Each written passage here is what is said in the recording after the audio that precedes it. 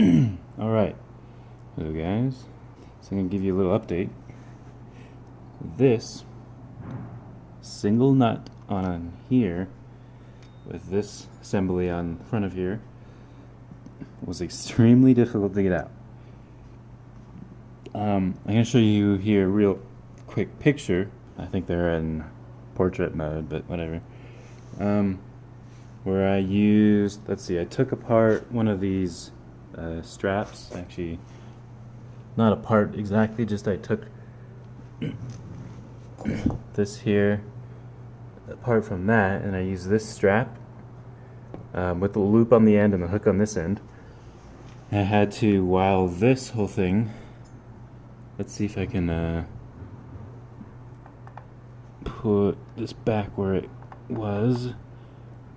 As you can see, I have a broken part right here, so I'm gonna have to order a new one of these anyways. This was in the trouble of trying to get this thing apart. Kind of a stupid, really stupid mistake. I'll show you guys the right way, which I actually did look up a video to do this, and I'll link the original video in the description that showed me this. So this, let's see, this feel like, is it on there? Yeah, it's all the way. So this is on here like this. So I'll give all credit to that guy. I'm blanking on the name right now. I was looking at this last night and just looking up ways to get this stupid nut off, right? This was super difficult. As you can see, I totally screwed this up because I didn't actually have the right size for this. So for a long time I was just trying freaking vice grips, which is a stupid idea. Just go get the right socket. It's for this specific bike. This was 27 millimeters, and this is the Ninja 250, 2005. So it's a 250R EX250F or dash F19 or something like that, whatever. And so the way I got this off is I took this and this, let's see, and sorry, I'm kind of reaching over here. So I got these, I got this, and it's quite useful to have the strap on the end, and then here I actually threw a little flathead hex thingy. I just threw one of these. You probably don't have to do this, and it doesn't necessarily have to have this loop at the end. If you have like even like probably a dog leash or something like that, would probably work. But it does help to have a hook on the end like this. And so what I did is I took this and I basically wrapped it around this as much as I could. Took this end, hooked it right there. You have to wrap it in the correct direction so that when you loosen it, so when you're trying to do lefty-loosey, right, this will actually pull tighter. And then what I did with these is because this kept slipping, even though I had this wrapped around it, it kept slipping inside. It just was not gripping up. As you can see, I tried to attempt to put a little like grip tape wrapped around it, and that didn't actually work that well. So what I ended up doing is getting something like this. I got these needle nose vice grips. I just happened to have these. You might be able to get away with any other kind of locking grips. I guess I don't think these will work. That might be a little too fat. So if you do have these needle nose vice grips, that would be very useful. And what I did is I put it inside the loop here. See how? Oop. So I put it in that loop there like that. Dang it. And just to pretend it's there, and I basically clamped it right in front of this little fin here, just so it wouldn't have any chance of slipping. And then, so once this will be slotted through like this, so that it's a straight line path from the edge of here, or as straight as you can get it with this. You may have to end up turning this a little bit, the whole crank. So you're gonna have to make sure this is completely straight. Once that's all done, wrapped around all the way as much as you can.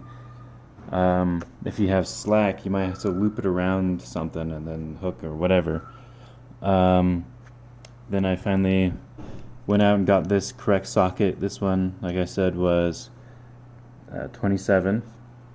So I put this on here like this so that I was pulling down on this side, posing this, because if I'm lifting up here, I might just lift the whole entire motorcycle. So what I ended up was doing, got this, couldn't get it to budge, so what I ended up doing was actually taking my exhaust pipe, sticking this end on the end of the ratchet here. So I had this huge lever arm all the way to back here, and even then you had to press a decent amount, and I finally got it to loosen up and set free. So that was quite a big hassle. So I'm replacing a couple of these parts, obviously. Broken here, this is all marred up. Although still would work, I would rather have a clean build and everything, make sure everything works properly. Make sure you don't lose this washer. And, you know, I think that was, yeah, that took the longest to do one single step. And so, yeah, make sure you don't lose this. I do believe I saw somewhere where they said this was supposed to be bowed. So it's like a press fit, or maybe just the one specifically he took apart was bowed. I don't know if that's supposed to be that way. Doesn't look like mine is. Mine's very flat on. If yours is bowed, keep track of exactly which way, this way or this way, it went. So yeah, I'm keeping this together. And then this was another little trick while I was looking through YouTube. Someone was showing this very similar setup, and you can see how the center starts to slide back in. What you're going to want to do is try your best to keep that going out with this entire basket here. So if you can get your hands behind here, yeah, see there's the center coming out. Oh, see if I push this back, you can see all the pin bearings or whatever, and the roller bearings. Make sure you keep all of this together. You don't want these pins coming apart. That would be really annoying to get back together. So basically just try your best to keep it all together. The inside sleeve as well as the outside sleeve, or the hub, I guess I should say. So there's this inside, as you can see, there's like the layer of the pins, and then there's the layer of the inside sleeve. Keep that all together. You don't want these pins coming apart. I'm not even sure that they will come apart, but it's probably better that I don't try and find out. So this is this clutch assembly. And also that same video, they were mentioning when you're putting it back in, you have to line up this, you have to line up this, and you have to line up this, which, I mean, this isn't too hard. This starts to slide on. So basically you're lining up these two things, which can be a little difficult. You just have to make sure that it actually sets back into the exact same position that it was before. Like I was trying to do at the beginning of the video. Anyways, so that's how that works. This little gear here is probably the most tricky part. Just because it's the last one that will fit in, and it's, you know, back behind everything, you can barely get to it. You might be able to reach underneath, spin it with your finger or something like that. I don't know. It's not too hard to spin either, so yeah, this is the next step in taking this motor apart. I don't know if you guys saw on the last what was it, the last live stream I was doing. Another reason I had to put this back in the frame just to do this. So this is another thing I had to do. It wasn't too difficult with just by myself. The last video, at the very end of it, I found out. So I got these two here, and as you can see, this is I'm currently pulling up and down on it. I don't know. Here, let's keep my hand steady here. You can see it's only going this direction. It's not going this direction. This one, and this is how it's supposed to do. This one is loose on the crankshaft, so I have a shot bearing, probably a messed up rod on that side. So that's some more parts I got to replace. I've been looking around on, I think Revzilla, as I found. Been looking around on many different sites that have the OEM list, like 4 different ones I've looked, and Revzilla came out to be like best prices, free shipping, things like that. So I'm